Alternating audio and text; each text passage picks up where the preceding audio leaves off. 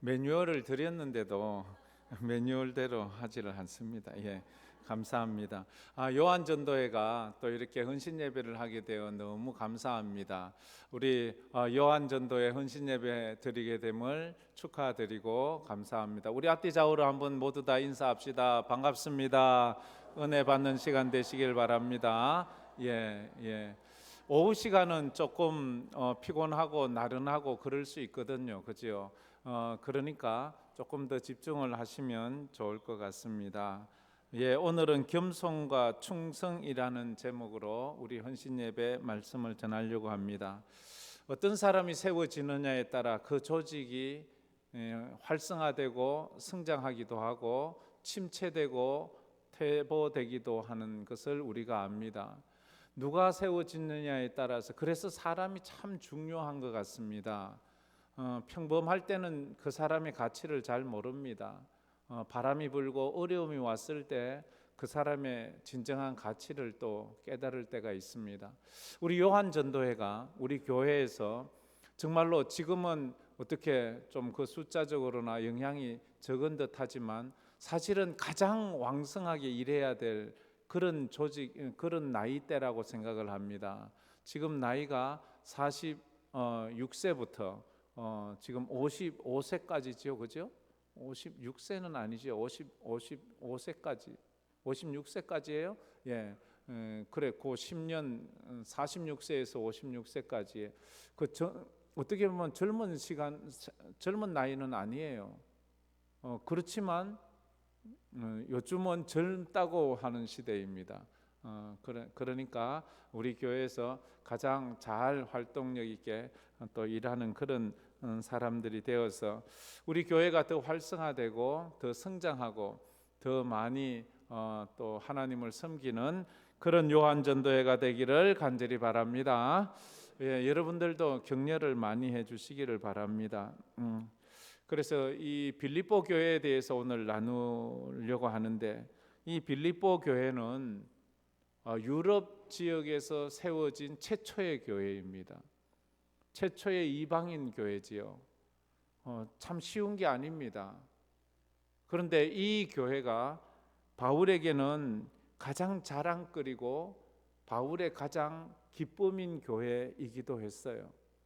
그렇다고 이 교회가 문제가 없는 건 아니에요.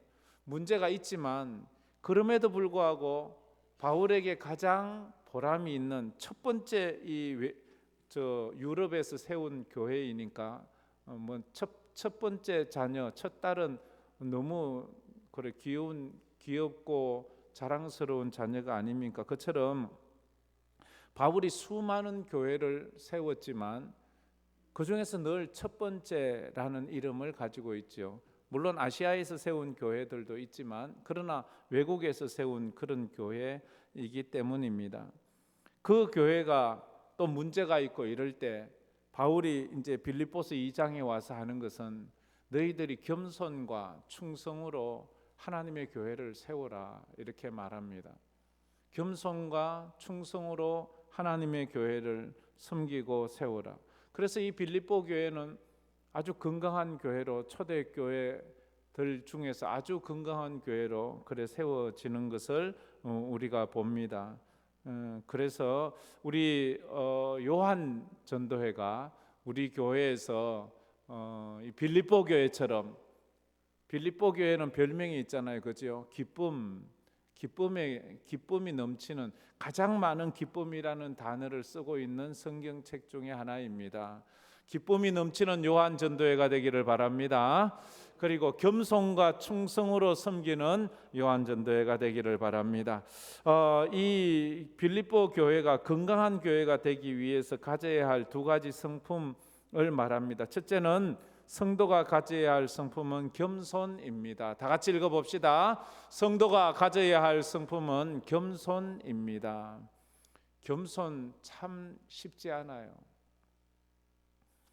조금만 겸손을 잘못 떨면 아부하는 것 같고, 어떻게 보면 비굴한 것 같고, 어떻게 보면 위선인 것 같고, 이 겸손을 겸손으로 안 하고 다르게 하면 이렇게 아부하는 것 같고, 이렇게 뭐 좀 위선 뜨는 거 그런 느낌이 있잖아요. 쉽지 않습니다. 겸손을 진짜 겸손으로 해야 한다는 거지요. 겸손하기 위해서 오늘 말씀에서 가르치는 것은 하나 되라는 거예요. 하나 되기 위해서 겸손하라고 그렇게 말하죠. 1절 말씀에 그래서 이렇게 말했지요. 그러므로 그리스도 안에서 무슨 권면할 것이 있거나 사랑에 무슨 위로할 것이 있거나 성령에 무슨 교제할 것이 있거나 긍휼이란 자비를 베풀 것이 있거든 이라고 말합니다. 교회 안에서 누군가를 권면해야 될 때가 있어요. 권면이란 말은 무슨 뜻이에요? 남에게 교훈을 하고 경고도 하고 쉽게 말해서 잔소리할 것이 있을 때 이 말이지요. 우리가 표현을 하자면 누군가에게 잔소리할 것이 그러나 권면한다는 뜻에는 또 용기를 준다는 의미도 있습니다. 누군가에게 잔소리도 해야 되고 누군가에게 용기도 불어넣어 주어야 할 그럴 때가 있으면 그때 겸손함으로 하라는 거예요. 겸손하지 않은 남에게 하는 잔소리는 잔소리예요. 남을 용기를 주기 위해서 하는 그런 말인데도 겸손하지 않은 말은 잔소리가 되는 거예요. 도리어 사람에게 반감을 줄 때가 있죠. 그 다음에 남을 위로할 때 무슨 사랑에 무슨 위로가 있거든. 위로할 사람이 언제 위로해야 되나요? 고난 받을 때, 사람이 많이 힘들고 어려울 때, 사람이 많이 슬플 때, 그럴 때 위로를 주잖아요. 누구에게인가 내가 사랑의 위로를 할 경우가 있으면 겸손함으로 하라는 거예요. 가르치는 자세, 그 자세로 하지 말고 그러라는 거지요. 지금 바울이 빌립보 교회에게 하는 말이에요. 그 다음에 또 하나 교제할 것, 성령 안에서 무슨 교제할 것이 있으면, 교제라는 게 무슨 뜻이에요? 서로 나누는 거잖아요. 서로 이렇게 교제하는 것은 서로 삶을 나누고 이래 나누는 거잖아요. 나눌 때, 이 교제할 때 겸손함으로 해야 돼요. 서로가 자기의 삶을 나누고 대화를 할 때 이 겸손하지 못하면 이 사람 마음도 상처 줄 때가 있거든요. 참 이런 말을 왜 하나요? 교회는 이 인간관계가 중요하잖아요. 교회에서 상처받을 때가 참 많잖아요. 내가 사람한테 상처 안 받아야지 하는데도 자꾸 받잖아요. 왜 받냐고 물으니까 자꾸 나한테 던지니까 받지. 그래 받지 마. 안 받으면 되지. 어떻게 안 받아? 주는데 안 받으면 되지. 자꾸 우리가 이 상처 받는 이유는 주니까 받는 건데 안 받으면 되지. 상처 사절 뭐 이러면 되는데 그게 안 되잖아요. 그죠? 그래서 서로가 교제할 때도 상처 안 받도록 그렇게 그다음에 긍휼과 자비. 긍휼이라는 것은 뭐예요? 불쌍히 여기고, 자비라는 것도 연민하는 거잖아요. 남을 불쌍히 여기는 것, 그 참 조심해야 돼요. 남을 구제할 때도 너무 조심해야 돼요. 남의 마음에 상처가 되지 않도록 해야 돼요. 도리어 사람이 힘들고 어려울수록 자존심이 강해지거든요. 사람이 자기 삶이 줄어들고 힘들어질수록 상대방의 자존심을 존중해 주는 마음이 필요하다는 것을 이야기를 하고 있습니다. 우리는 자꾸만 내 마음만 생각하고 나는 그런 마음 없어. 그냥 돕고 싶고 힘을 주고 싶고 용기를 주고 싶고 위로해 주고 싶고 내 삶을 좀 나누고 싶어서 그렇게 내 마음을 주는데 저 사람은 거기서 상처를 받을 때가 있다는 거지요. 그래서 서로 권면하고 위로하고 교제하고 긍휼과 자비의 마음을 베풀 때 어떻게 해야 되는가? 그래서 이 겸손하라 말합니다. 성도가 가져야 될 마음 4가지와 가지지 말아야 될 마음 2가지를 오늘 2절 3절에 말하고 있지요. 2절 3절에 2절 말씀 우리 다 같이 한번 읽어보도록 하겠습니다. 너희 안에 이 마음 아닌데 이거 아니에요. 마음을 같이하여 같은 사랑을 가지고 뜻을 합하여 한 마음을 품어. 저 4절인데 그렇게 5절인데 그 마음이 됐네. 예, 어쨌든 여기 보면 마음을 같이하고 같은 사랑을 가지고 뜻을 합하여 한 마음을 품어라. 이렇게 가져야 될 내 마음. 첫째는 같은 마음, 같은 생각을 가지라는 말이죠. 교회 안에서 같은 생각을 가지는 것이 참 중요하다. 그렇게 말합니다. 같은 생각을 가지는 것은 같은 방향을 바라보고 같은 마음을 공유하는 거지요. 그 다음에 같은 사랑은 뭐 어떤 사랑? 예수를 사랑하는 같은 사랑. 우리가 다 하나님 안에서 공동체를 이루자면 우리 같이 예수를 사랑해야 돼요. 나는 예수 사랑하는데 저 사람은 돈 사랑해. 이러면 서로가 이래 공유가 안 되는 거예요. 그죠? 사랑하는 게 같아야 돼요. 우리는 예수 사랑으로 뭉친 그런 거지. 여기는 뭐 돈 사랑하고 뭐 세상 것 사랑하고 이래서는 안 된다는, 같은 뜻을 가지고 있어야 돼요.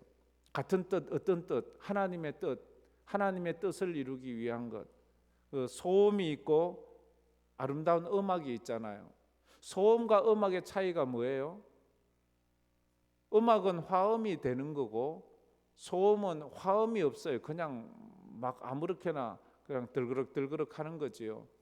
그래서 우리가 하나님 앞에서 한 화음으로 예쁜 모습으로 예수 사랑하고 하나님의 뜻대로 나아가야 된다고 그렇게 말씀을 하고 있습니다. 그리고 한 마음을 가지라. 한 마음.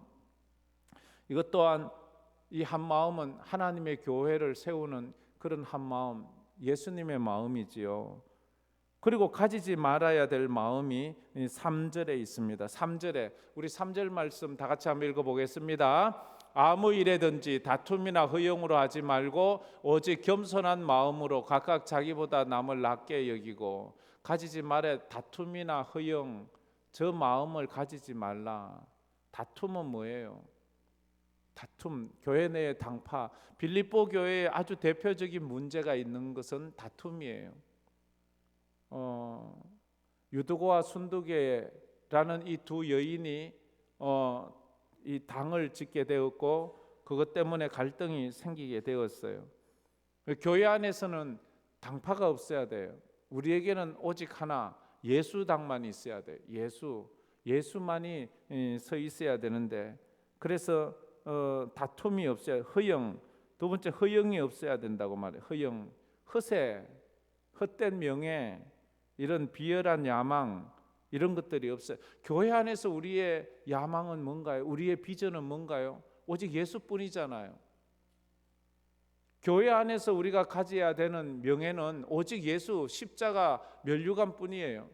그런데 우리가 교회 안에서 다른 허세나 부리고 다른 명예를 추구한다면 그런 것들이 다툼을 일으키는 것이 되는데, 그러면서 가져야 될 것은 너희 안에, 그러면서 하는 말이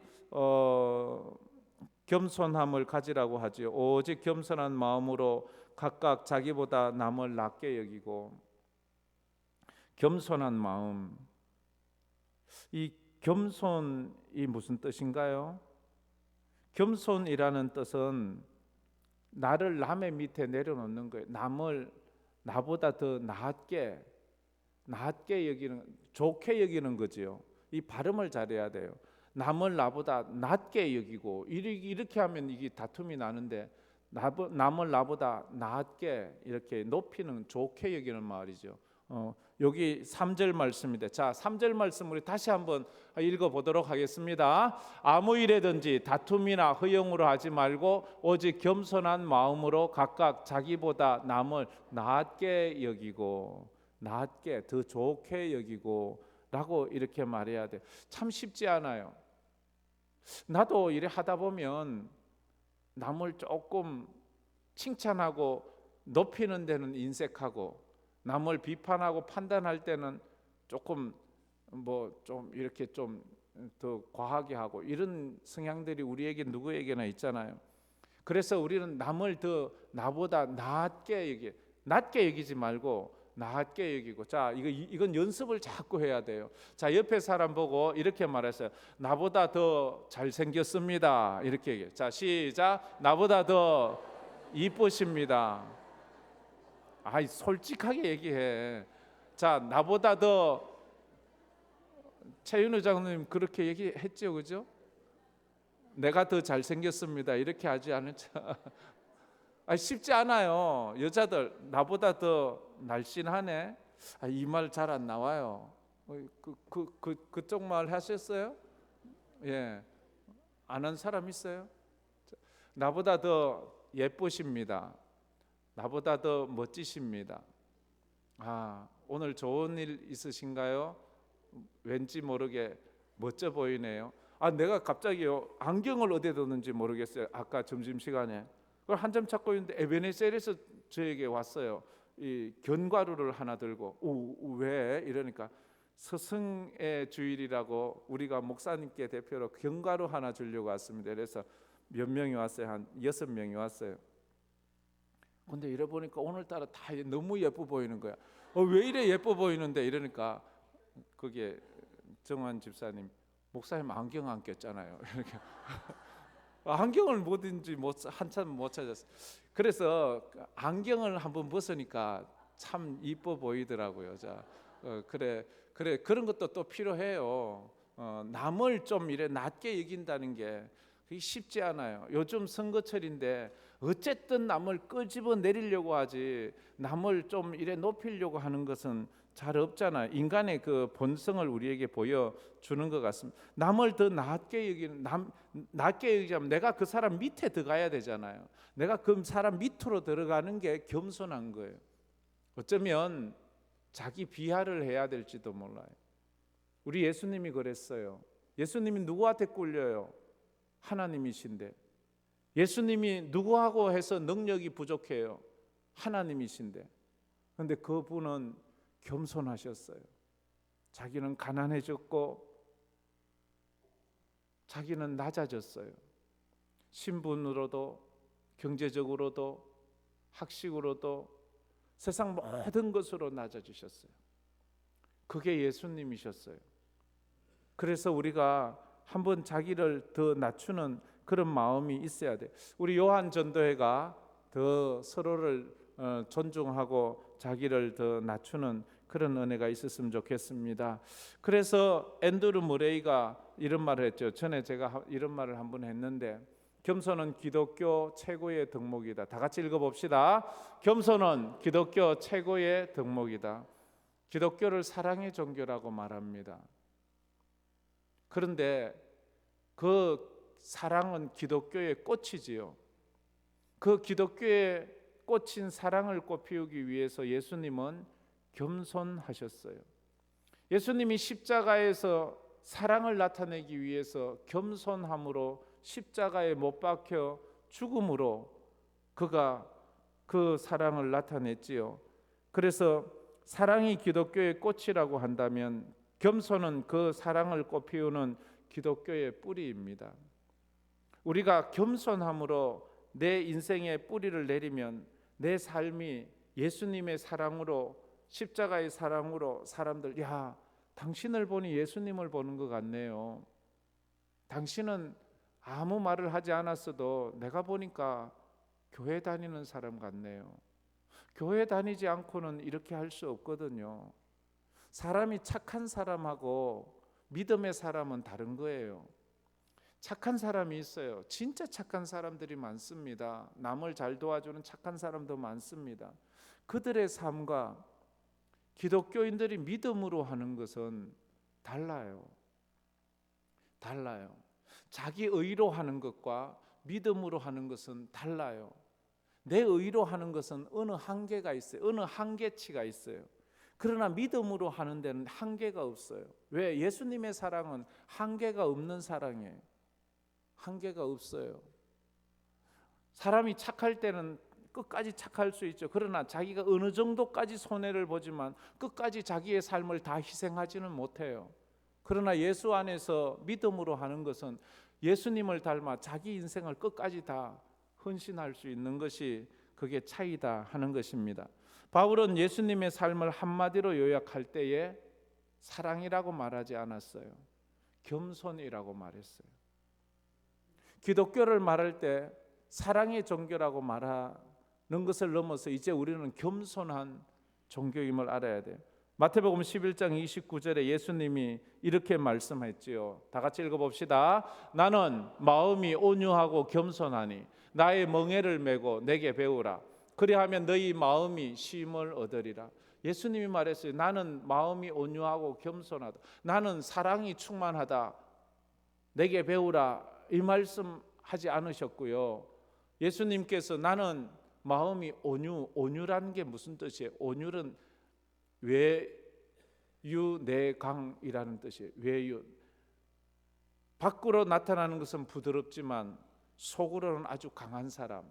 남들에게는 친절과 남들에게는 배려를 많이 하지만 자기 자신에게 대해서는 굉장히 엄격한 기준을 가지고 있는 사람이지요. 그래서 남들을 그게 외유내강 온유를 가지는 거거든요. 그리고 겸손. 나는 마음이 온유하고 나는 겸손하니 나의 멍에를 메고 내게 배우라. 그렇게 말했어요. 어거스틴도 그런 말을 했어요. 그리스도인에게 요구되는 가장 큰 미덕이 있는데 그 첫 번째가 겸손이래요. 두 번째가 겸손이래요. 세 번째가 겸손이라고 어거스틴은 말했어요. 기독교인이 가져야 될 가장 큰 미덕은 한마디로 겸손이에요. 우리는 사랑이라고 말할 것 같은데 그 사랑이 사랑되기 위해서는 겸손해야 사랑이 되는 거예요. 예수님의 사랑이 사랑되기 위해서는 예수님이 인간이 돼야 돼요. 예수님이 십자가에 죽어야 돼요. 죄 없이 십자가에 죽어야 되는 거예요. 그때 그분의 그 겸손이 그게 사랑으로 나오는. 교회 안에서도 우리가 누군가를 섬기고 교회 안에서 정말 십자가의 은혜를 나타내기, 사랑을 나타내기 위해서는 내가 십자가를 져야 돼요. 내가 안 져도 돼요. 내가 질 이유도 없어요. 그러나 예수님 때문에 내가 십자가를 지는 거예요. 그러지 않으면 겸손해지는 거예요. 내가 겸손하지 않고는 사랑을 나타낼 방법이 없다고요. 그래서 우리 교회에서는 더 겸손해지는 그런 은혜가 있었으면 좋겠습니다. 다 한번 따라해 봅시다. 겸손하겠습니다. 진짜 겸손해야 돼요. 겸손한 모습의 첫 번째 조건이 뭐예요? 겸손한 사람은 더불어 공동체 생활을 잘해요. 참 저도 이게 한계인데요. 늘 고민이 많아요. 정말 겸손한 사람은요, 남들과 잘 어울려요. 겸손하지 않은 사람은, 반대로 교만한 사람은 남들과 함께 하기가 참 어려워요. 남들과 함께 하자면 그래 나도 좀 섬기고 이렇게 해야 되잖아요. 근데 이게 안 되는 사람이 있어요. 그래서 제가 청년부 지도할 때 늘 했던 말, 신랑감, 신부감 얻기 위해서는 수련회나 공동체에 한가 봐라. 수련회 가서 수련회 때 설거지도 잘하고 청소도 잘하고 뒷정리도 잘하는 사람은 진짜 훌륭한 배필감이야. 공동체 안에서 내가 하지 않아도 누군가는 해요. 그런데 내가 하는 거예요. 그런데 그 공동체 가서 내가 안 해도 누가 하겠지 뭐, 쓰레기도 안 치우고 청소도 안 하고 이러면, 그렇게 뺀질뺀질한 사람은 가능하면 조금 멀리 해. 그건 좋은 신랑감, 신부감이 안 될 수가 있어. 공동체 생활을 잘해야 돼. 우리도 공동체 생활 요즘 가면 설거지 잘하는 사람 보면 장가 안 갔으면 또 뭐 생각해 볼 수 있겠지만 이거 다 간 사람들이 하니까. 그런데 그런 게 필요해요. 아무도 그거 안 한다고 아이고 나 오늘 바빠요 빠진다고 누가 뭐라 하는 사람 없어요. 나 오늘 약속 있어요. 오늘 나 못 하겠네요. 나 오늘 몸살이에요. 그럴 수 있어요. 뭐 그럴 수 있잖아요. 그러나 매번 그러면 그건 좀 문제가 있어요. 그렇게 남들과 더불어 공동체 생활을 할 때는 내가 낮아져야 돼요. 내가 더 섬겨야 돼요. 내가 내 옷도 덥고 내 힘든 나도 피곤하고 나도 몸이 좀 쉬고 싶고 그럴 때 우리가 뭔가 하는 것, 그게 참 중요한 거예요. 이게 겸손하는 1단계예요. 공동체 생활을 잘 하는 거예요. 공동체. 이게 잘 안 돼요. 이게 쉽지 않아요. 이게 몸에 뱉도록 훈련이 돼야 돼요. 훈련. 예배도 쉽지 않아요. 공동체에서 우리 공동체를 세워가고 하자면 기도회, 예배 이런 데 참석하는 거거든요. 근데 나 뭐 바쁜데 뭐 한두 번 빠져 이러면 그래 빠져도 돼요. 누가 알아요? 뭐 그럴 수도 있지요. 그러나 늘 그러는 사람과 늘 힘들고 어렵지만 예배 열심히 드리고 기도 열심히 하고 뭔가 전도도 열심히 하고 또 이렇게 섬기는 것도 열심히 하는 그런 분들을 보면 저분 참 겸손하구나. 이걸 볼 수 있는 거예요. 물론 믿음이라는 게 있어서 믿음이 우리를 겸손하게 만들지요. 믿음이 없으니까 겸손해지기도 어려운 거예요. 남한테 늘 대접받기만 좋아하는 것, 그게 사람의 마음이잖아요. 그래서 겸손은 물과 같다고 말합니다. 자, 한번 따라해 봅시다. 겸손은 물과 같습니다. 예, 제가 이렇게 시킬 때는 좀 피곤한 느낌이 들어서 피곤하지 말라고 하는 거예요. 겸손은 물은 어때요? 물은 어디든지 맞추잖아요. 둥근 웅덩이에 가면 물은 둥글게, 세모난 웅덩이에서는 물은 세모나게, 네모난 곳에서는 물은 네모의 모습을 갖추잖아요. 물은 어느 곳에 가든지 나에게 그걸 맞추는 것이에요. 그곳에 나를 맞추는 거예요. 그곳이 낮은 곳이라면 물은 언제나 낮은 곳으로 흘러가요. 언제나 물은 아무리 좁은 곳이라도 다 스며들어요. 물은 언제나 그런 거예요. 겸손은 물과 같아요. 나는 이 교회에서 어느 곳이든지 흘러갈 수 있어. 어느 곳에든지 내가 맞추어 줄 수 있어. 이런 마음이 있어요. 내가 맞추는 거예요. 내가 네모난 사람한테는 네모나게, 세모난 사람에게는 세모나게, 둥근 사람에게는 둥글게, 좁은 사람에게는 좁게, 넓은 사람에게는 넓게. 물은 어디나 소리 소문 없이 스며들어가는 거기 때문에 그래요. 그러면서 바울은 겸손의 본보기로 예수님을 소개합니다. 자, 5절 말씀 우리 다 같이 한번 읽어보겠습니다. 너희 안에 이 마음을 품으라. 곧 그리스도 예수의 마음이니. 예수님의 마음을 품으래. 겸손해지길 원해? 그러면 예수님의 마음을 품어. 그러면 예수님의 마음을 배워. 나는 마음이 온유하고 겸손하니 내 멍에를 메고 내게 배우라. 예수님의 그 마음을 배우라는 거예요. 겸손해지자면요, 철저히 자기 자신을 날마다 십자가에 못 박아야 돼요. 자기 자신을 쳐서 복종시키지 않고는 겸손해질 수가 없어요. 어느 바보가 남들 섬기고 싶어 해요? 어느 바보가 남들 밑에 있고 싶어 해요? 어느 바보가 손해보고 싶어 해요? 자기 자신을 쳐서 복종시키지 않고는 절대로 자기가 손해보고 싶은 마음이 생기지 않아요.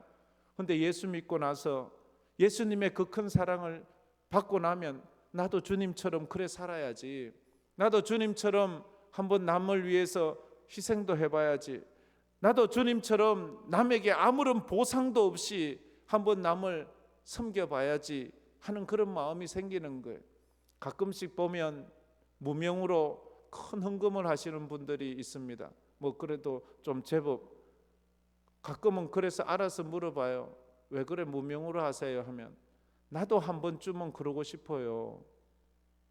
아무도 몰라도 우리 하나님만 알아도 되는 마음으로 난 그렇게 하고 싶어요. 꼭 남이 나를 알아주고 내 이름이 주부에 올라가야지만 내가 늘 인정받고 싶은 마음이 있는데 그런 거 없이라도 내가 하나님을 한번 섬기고 싶어요.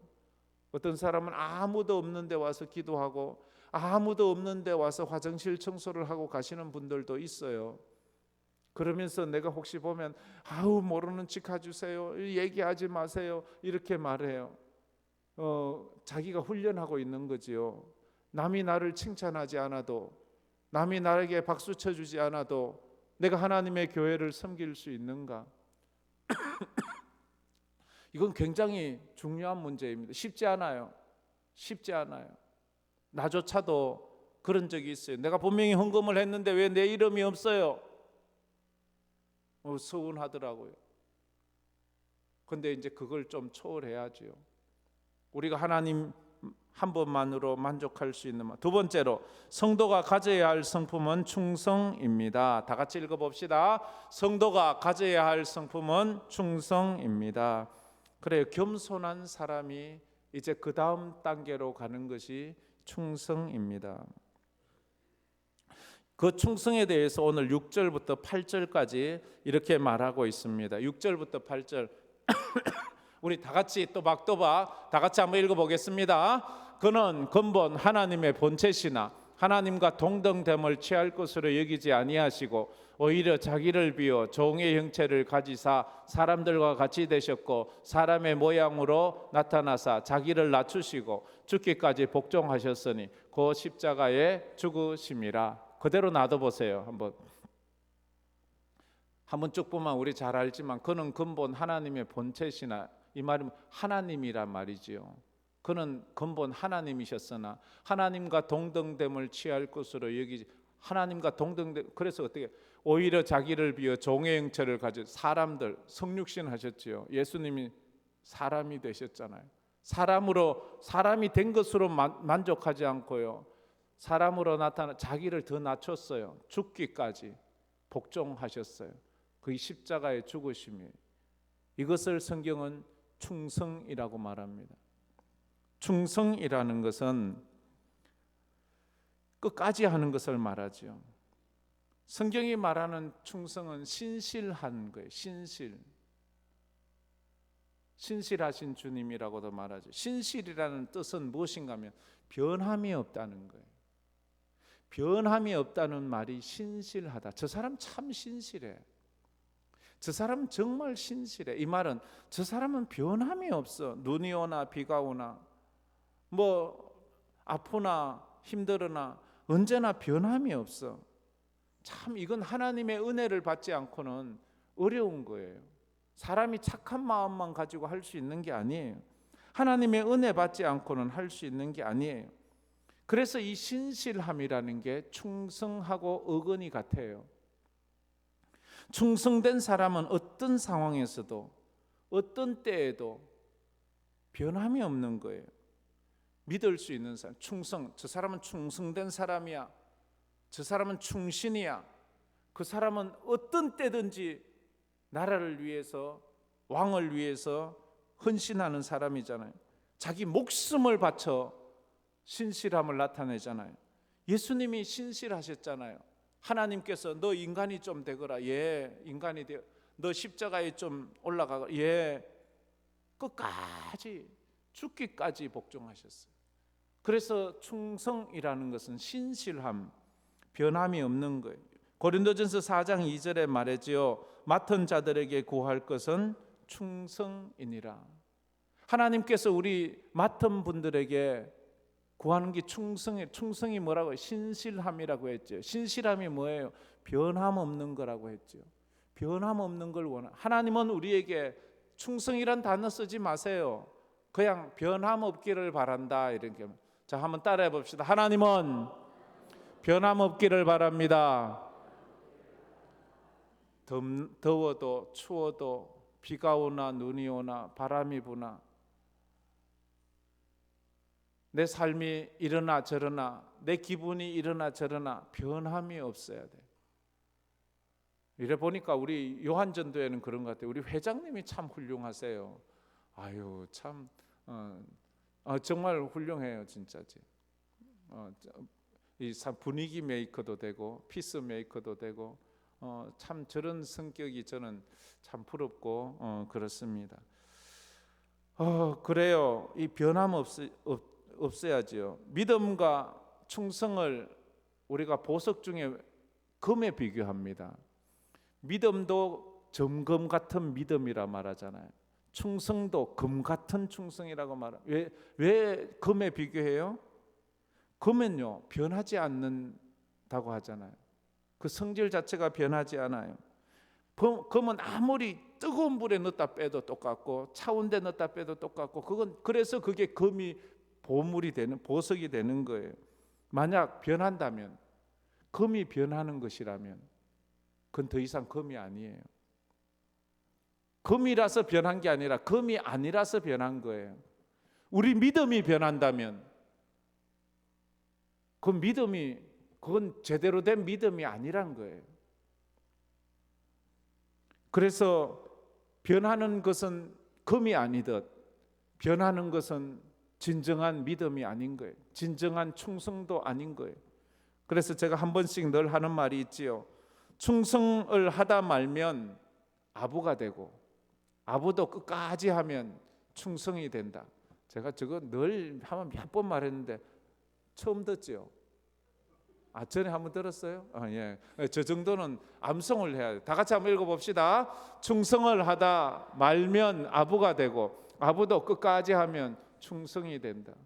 예. 아부하지 말고 충성하세요. 아부를 하려면 끝까지 아부 뜨세요. 끝까지 아부하면 하나님 날아갈 때까지 아부하세요.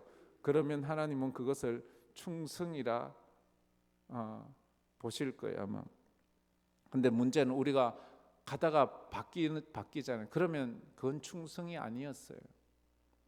사랑도 그런 거예요. 사랑은 바뀌는 것이 아니에요. 사랑한다고 했다가 어떤 사람은 너무 사랑해서 미워한다고.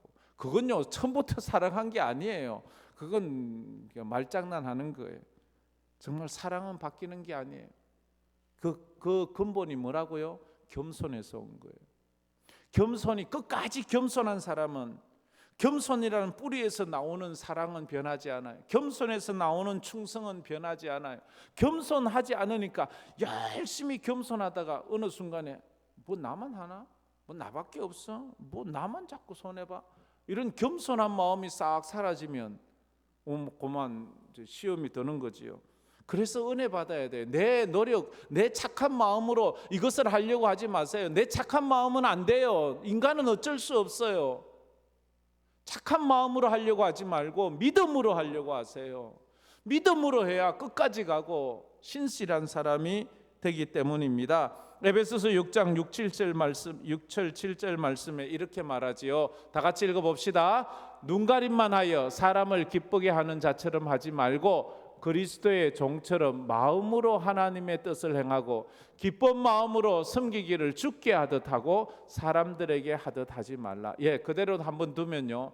눈가림으로 하지 말아요. 눈가림이란 말은 뭐예요? 깍꿍하는 거죠. 남 속이는 거 말하죠. 남 속이는 눈가림으로 하지 말고 그리스도의 종처럼 그렇게 마음으로 하나님의 뜻을 행하고 기쁜 마음으로 섬기래요. 주께 하듯 하고 하나님 사람에게 하듯 하지. 사람에게 하지 마세요. 언제나 우리의 섬김과 헌신과 봉사는 하나님께 하세요. 근데 우리 눈에 사람이 있으니까 사람도 섬기지만 그걸 하나님을 섬기듯 하나님을 섬기세요. 그리고는 그 사람에게 뭔가를 받으려고 하지 마세요. 뭔가 받으려고 하면 그때부터 마음이 섭섭해지는 거예요. 서운해지는 거예요. 나는 이만큼 했는데 너는 왜 아무것도 안 하니? 참 그럴 수 있지요. 인간의 도리상 그러면 안 되지요. 그런데도 그럴 때가 있잖아요. 그래서 사람에게 하지 마세요. 사람 보지 마세요. 그래서 우리가 하나님 섬기듯이 죽게 하듯이 그렇게 해야 돼요. 잠언 25장 13절에 이렇게 말하지요. 다 같이 읽어봅시다. 충성된 사자는 그를 보낸 이에게 마치 추수하는 날에 얼음 냉수 같아서 능히 그 주인의 마음을 시원하게 한. 충성된 사람은 추수날에 추수할 때는 떼약볕이잖아요. 가을 떼약볕이 아주 사납잖아요. 그때 얼음 냉수 한 점 벌컥벌컥 마셔 얼마나 좋아요. 충성된 사람은 그 주인에게 추수하는 날에 얼음 냉수 같이 시원하게 해주는 사람이래요. 우리 요한 전도에 보면 그래요. 특히 우리 회장님 보면 시원해. 얼마나 열심히 하는지. 토요일 날도 와서 늘 전도하고 또 이렇게 또 어른들도 잘 섬기시는 것 같고 또 탁구부 좀 별난 사람들이 있을 수 있는데 다 화목하게 잘 섬기는 거 보면 참 훌륭해요. 탁구부가 교회 성장에 도움이 되려고 매주 전도하거든요. 매주 전도하는 거 쉽지 않아요. 내가 시키지 않았어요. 왜 이러냐고 이러니까 어쨌든 제가 교회를 위해서 섬겨야지요. 이렇게 말하고 하고 요한 전도에도 그렇게 될 줄 믿습니다. 할렐루야. 예. 어쨌든 그래요. 추수날에 시원한 얼음 냉수 같은 그런 사람이 충성된 사람이래요. 하나님은 하나님의 마음을 시원하게 해줄 그런 사람이 사명자라고 말해요. 그래서 요한계시록 2장 10절에 말하지요. 내가 죽도록 충성하라. 그리하면 내가 생명의 관을 내게 주리라. 내가 죽도록 충성하라. 끝까지 충성하라. 우리가 주님 앞에 서는 날까지 오직 예수만 생각하면서 겸손하고 충성된 우리 성도들 되기를 바랍니다. 겸손함으로 충성하는 우리 요한 전도회가 되어 하나님 앞에 영광 돌리기를 주의 이름으로 축복합니다. 예, 할렐루야. 우리 요한 전도회 또 특송해야 되죠, 그죠? 그러면 이 찬양 안 불러도 돼. 그래도 이 찬양 한번 부릅시다 우리. 예, 사명 우리 찬양팀 나와서